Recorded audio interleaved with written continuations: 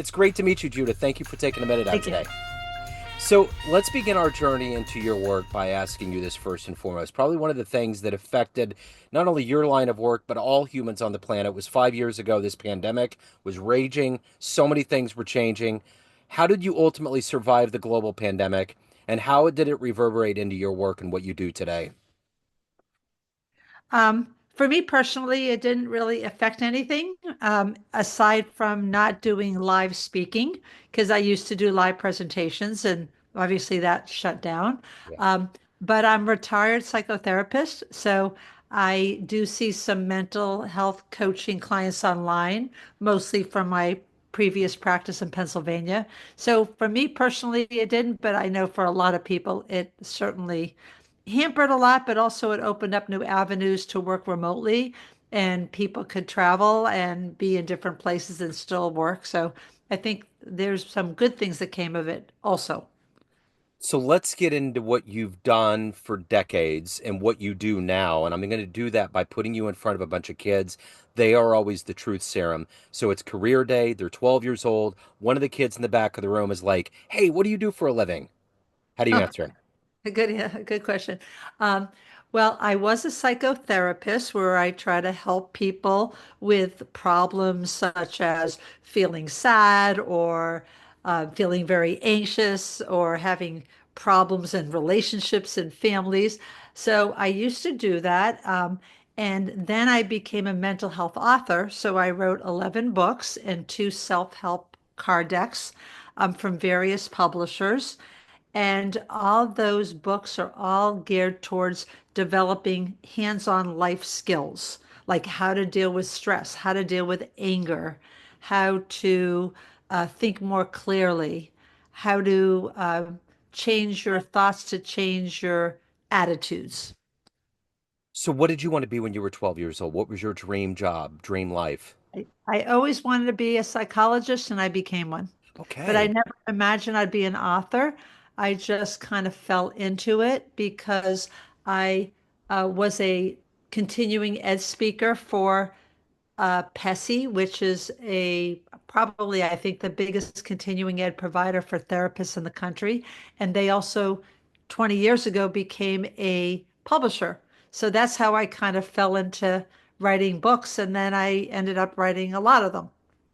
So take me back to your childhood. Where were you born and raised? What were these tenets of you getting into psychology? What were the foundational seeds that were harvested that grew into this desire and career that you've had?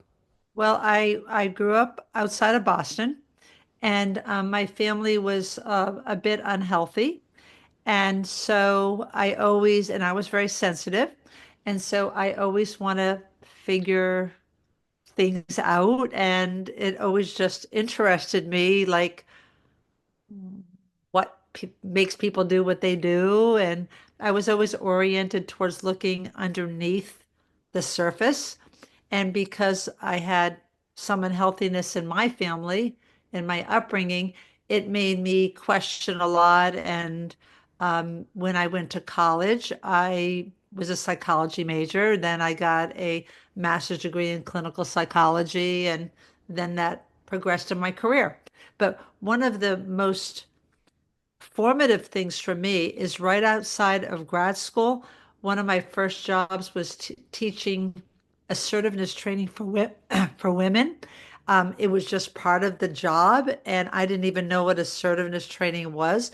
And it opened up a whole new world of speaking because and teaching life skills. And that's always been my passion to teach life skills to empower people to empower themselves. I remember the first time I took psychology in high school, I thought, wow, it was fascinating to me. I had no idea there was that field of study that could hone in on human behavior. Just the little things like why phone numbers are 7 or 11, because the way the brain computes, right? And just those things. And It I was don't know.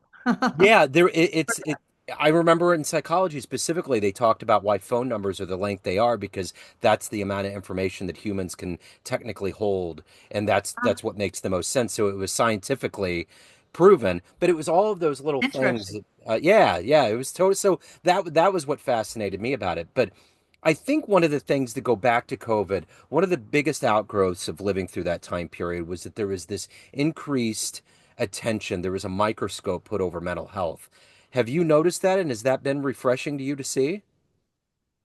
I think that therapy, counseling, dealing with mental health issues is becoming more and more accepted because we all had a collective trauma, with COVID, and there was a lot of isolation. People needed to reach out. So I do think that there's less of a stigma maybe for seeking help, whether it's counseling, coaching, self-help books, whatever, because the world is getting more complex and more confusing, and it also was very scary.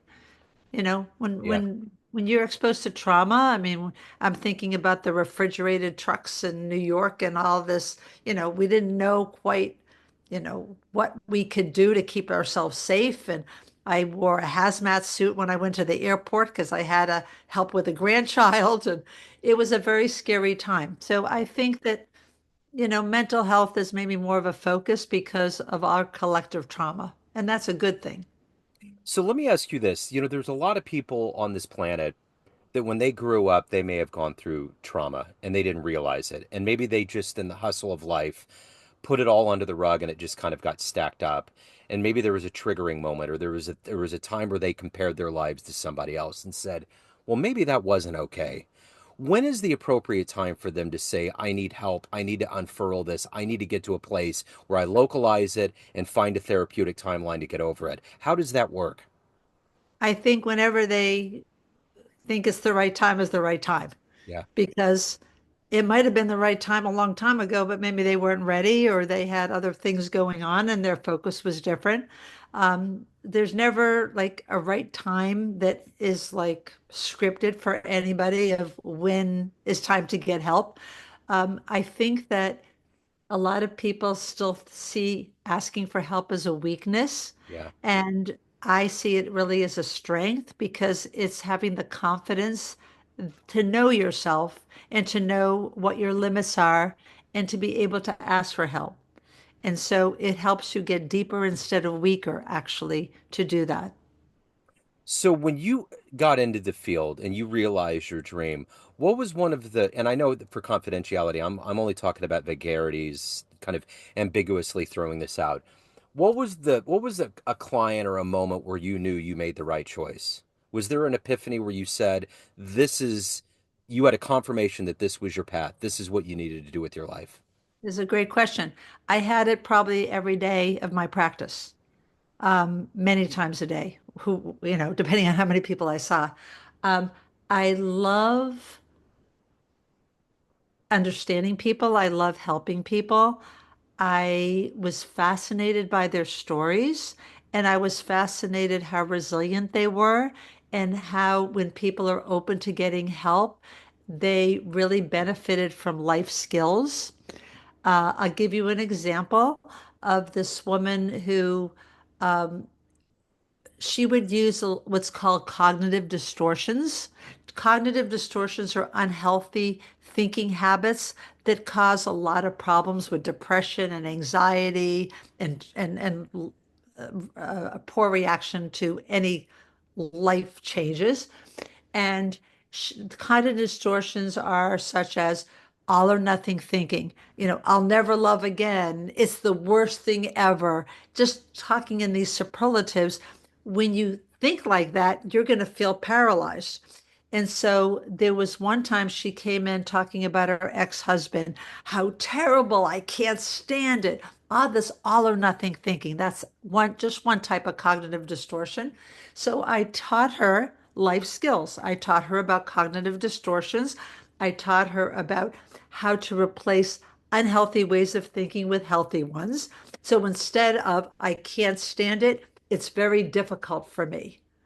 And as she replaced all or nothing language with a healthier, grounded language, she just adapted so much better to her life circumstance. So Yeah. she came in the next week after we went over this, and we used the word unfortunate instead of terrible. We sort of de escalated. So she came in the next week and she said, Oh, my interactions with my ex were very unfortunate. Oh, I love that word.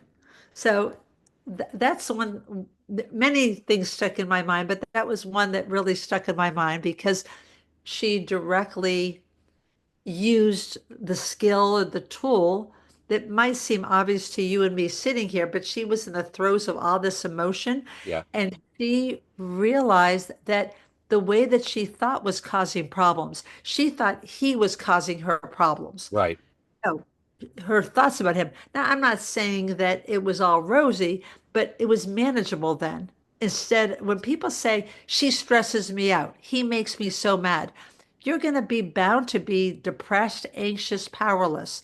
But when you empower yourself by realizing, I am upset with him, I don't like when he does that, versus this all or nothing thinking, it gives the power back to you. You know, my son did that this morning. He was getting nervous about something and he kept bringing it up and it was negative. He's on the spectrum. He's 20 years old.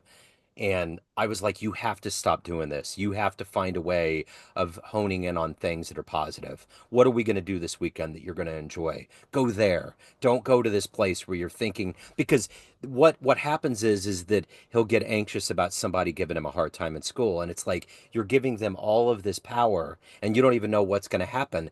But if you ignore it or you hone in on whatever's positive, you're going to manifest this destiny in your brain that's going to be positive inherently. Right, because you can choose your reaction to anything, Yeah, but a lot of times we don't know that. We think people are making us upset. So you can help him rephrase it. They're not making you nervous. You are nervous because you are uncertain. yeah, And then, then once you have power, you can figure out what is going to help you cope with that. Like I would have clients have different things like a coping card, like write something in the beginning of the day of something that you're afraid of and how you're going to cope, some positive affirmation, some positive self-statement, something that's grounded, and carry it in your pocket. yeah, yeah. That would work for him. He loves writing things down, so that would make sense. So let me ask you this. The one thing about being in the position that in is that people come to you for help, but by proxy, because we're human beings and we feed off of each other, you're going to get something out of clients. Absolutely. It's What a is two-way that? street, Yeah, right? exactly. What has that been like for you throughout your career? How have you grown? What revelations have you had about yourself because you've tried to help other people through their That's issues? beautiful. I love that question. Um, I think that's how I've grown. That's how I've grown from being a very shy, awkward child to a confident woman. I think my clients have helped me a lot. You know, I have helped them, and through my helping them, they have helped me. Also, when people trust me and have given me insight into their lives, and I have gained a huge appreciation of what people have gone through and the resilience of people. And it's all strengthened me. I never think of it as a one-way street. And I was always very open, and with my coaching clients now, always very open. Not that I turned the therapy onto me, but I would validate them by sharing similar feelings or circumstances. And that has been very helpful to people, and it's been helpful to me. So, who's been a hero? Who's been an inspirational force for you in your life to evolve into who you are today? I'm inspired by a lot of people at different times. I don't know if there's any one person that has inspired me that I can point to, but I must say that there's certain pioneers in the field of CBT, cognitive behavior therapy. The founder is Aaron Beck. Albert Ellis was the precursor with rational emotive therapy. And David Burns is probably one of the most well-known cognitive behavior therapists and has written books that have been incredible. And so I would say probably people in the field that have inspired me to pursue cognitive behavior therapy, which is the um, topic of my latest book. So you've had to walk into very heavy things from the human condition for all of these decades. Yes. How have you protected yourself to continue to emit your light and your healing and help to people, and to also protect yourself and to have your own life? How is that duality? Has there been an equanimity to that? How has that worked for you? I generally never had that much trouble, um, except a few times when the trauma was so bad in someone's life that it was like really like made me so sad and I really empathized with them. But that also helped us connect and deepen me and deepen my understanding of what trauma does to people. I realize, you know, in my over 45 years, or I guess about yeah, about 45 years of being a therapist and a mental health coach, um, I have never met anybody who meant to be dysfunctional. Yeah, Everybody means well, but a lot of people have dealt with people who weren't able to act very functional, and just seeking forgiveness has helped me and helped people to seek forgiveness for having people, for instance, who raised you who just didn't have the skills themselves. yeah, It's not like your parents or people who traumatize you meant to be so unhealthy. So just releasing yourself from the bitterness of what might have been or what could have been, and not condoning behavior. That's been a tough nut to crack for people. Not condoning behavior, but you don't condone when you forgive. You just let the chains of bitterness go. yeah. That's been very transformative for me in my own life, and also seeing clients do that too. I think in a lot of professions, I would think like therapy, it's a lot like being a creative. You're not actively doing it because you want the feedback or you want the fan adulation or you need some kind of, external stimuli from somebody. But I'm curious in your line of work of doing things that are relatively groundbreaking for people to get to a better place in their lives. Go back to the beginning of your career. Have you had somebody that came back to you decades later that just floored you and just inspired you and gave you more gusto for what you're doing? What was the question? I Was there guess is someone somebody, way back that did that? yeah, yeah, an early client that may have reached out to you that said what you did, or just seeking help and kind of, you know, recognize the work that you did.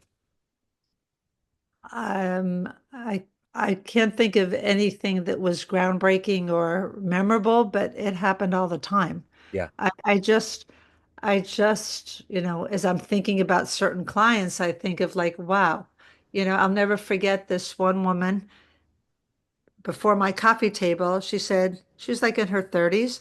I had this many failures and I can't afford one more. And I asked her what the failures were. She could only think of two, and they were kind of very mild. yeah, They weren't like bodies in the backyard or anything like that. And just helping her not be so perfectionistic and see that she was so hard on herself, and seeing her develop into a healthier person. One of her failures was she dropped out of college. Well, in her mid 30s, she went back to college part-time as she was working. So those type of things were very rewarding for me. But I also did a lot of interactive presentations for like workplace wellness. And every once in a while, if I would see someone, in my community who had been to one of my trainings and said, what you said in that, I still do it and it's really great. And I mean, there's different things that's happened like that, and yeah, it makes me feel like, it's a good fit. It's nice when you feel like you have a good fit in your career.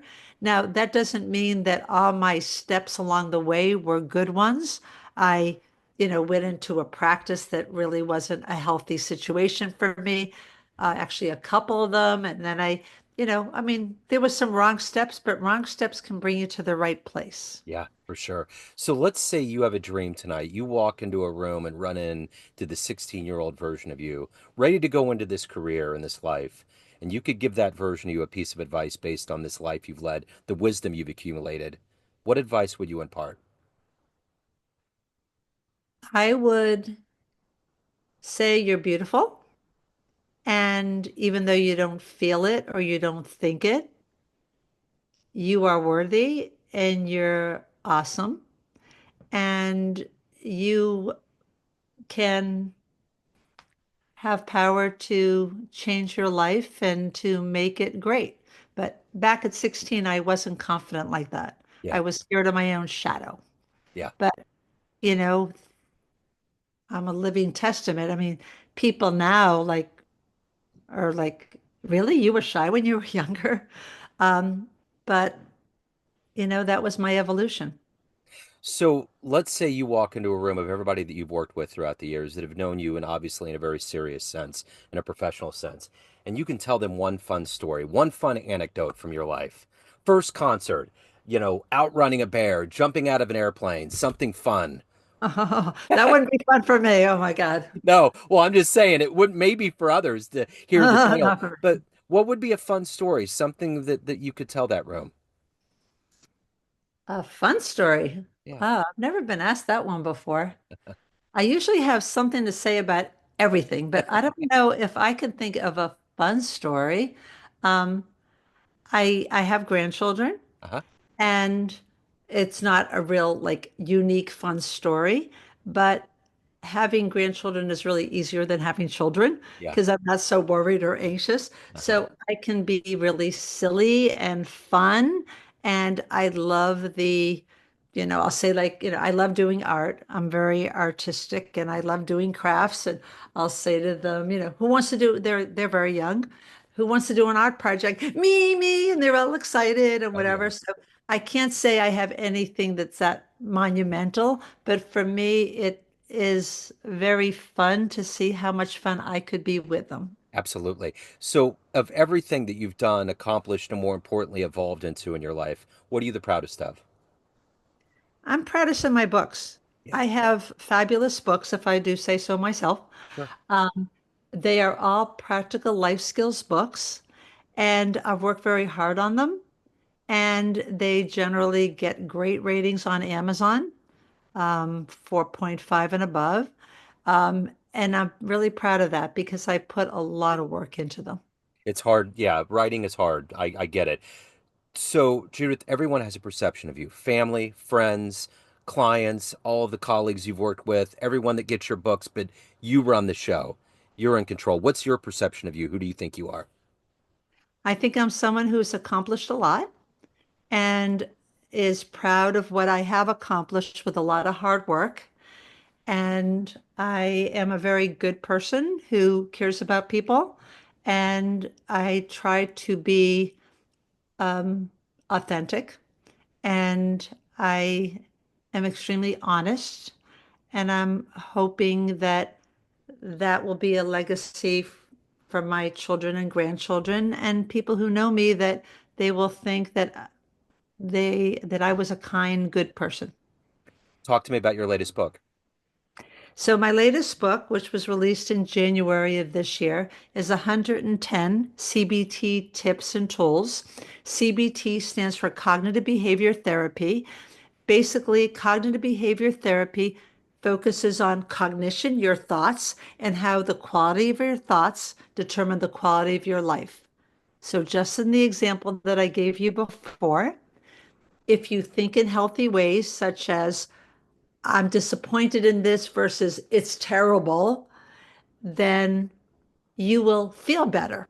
You can't directly say to yourself, don't feel hungry, don't feel sad, but you can say, look at that way of thinking and Yeah. let's change it to be more positive. So 110 CBT tips and tools is to me kind of like it's probably going to be my final book because I don't think I have anything more to say. I've sort of condensed a lot of my learning, and I really am proud that I have crystallized in very easy ways visualization, worksheets, handouts, logs, diaries, things that people can do to empower themselves. And I'm super, super proud of that. So if anybody wants to pick up your latest book, any of your other wonderful books, reach out. Any questions, any of the good business, where do they go? Well, you can go to Amazon, my author page, um, Judith Belmont, or you can go on my website, Belmont Wellness. And in Belmont Wellness, I have a lot of sample handouts and worksheets for free that you can download. And I also have a lot of little videos and other things there. Wonderful. Judith, this has been great. Thank you so much for your story. Thank you Thank for you your so time. much. I I appreciate it. appreciate you having me. You bet. Thank you. Hello, friends. Joe Dimino here.